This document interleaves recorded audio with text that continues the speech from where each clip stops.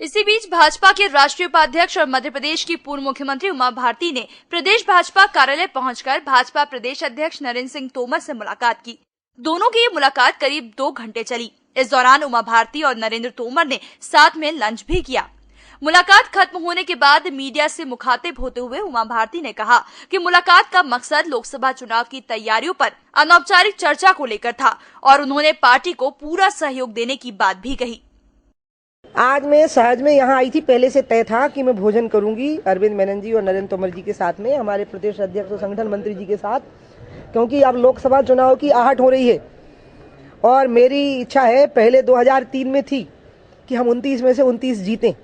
अब की बार प्रदेश में जो प्रचंड बहुमत मिला है उसके आधार पर हम कह सकते हैं कि हम फिर से 29 में से 29 सीटों को हम मध्य प्रदेश में सभी लोकसभा सीटों पर विजय प्राप्त कर सकते हैं। तो इसी के लिए अरविंद जी और नरेंद्र सिंह जी को मैं ये कहने के लिए आई थी कि इसमें मेरा पूरा सहयोग रहेगा। आप जो सहयोग मांगोगे वो उसमें मैं पूरा का पूरा करूंगी और मैं विश्वास करती हूँ कि जैसी सफलता नरेंद्र तोमर जी की अध्यक्षता में हमने विधानसभा में प्राप्त की है, इन दोनों की जोड़ी अरविंद मेनन जी की संगठन की दृष्टि से जो जोड़ी है, और यही सफलता हमको लोकसभा में भी रिपीट होगी।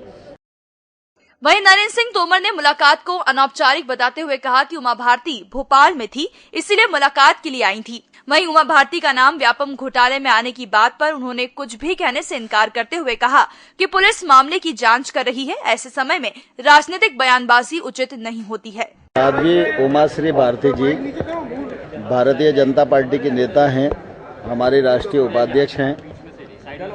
वो आज भोपाल थी तो कार्यालय पधारी थी, कार्यालय में उनका स्वागत है।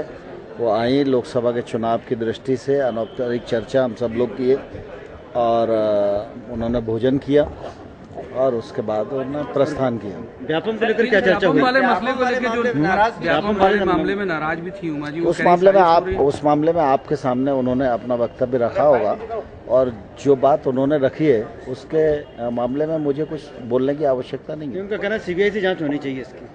नहीं, मैं वो कह रहा हूँ ना कि वो उमा जी ने जो बात रखी होगी वो उसकी जानकारी मुझे नहीं है, लेकिन चूंकि उमा जी आपसे बात कर चुकी है तो उस विषय में कुछ बात करने की आवश्यकता नहीं। जैसे बीजेपी के कई सीनियर लीडर और जो एक्स-मिनिस्टर्स हैं उनके नाम आ रहे हैं, आपको लगता है कि कुछ अंदरूनी साजिश भी हो सकती है? देखिए, कुल मिला के क्या है कि भारतीय जनता पार्टी की सरकार मध्य प्रदेश में है।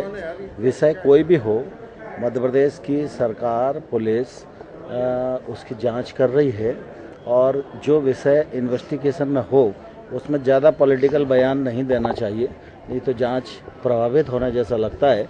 इसलिए जांच चल रही है, जांच में जो निष्कर्ष आएंगे आप सबके सामने आते ही। EMS टीवी के लिए कैमरा पर्सन डैनी खान के साथ नेहा यादव की रिपोर्ट।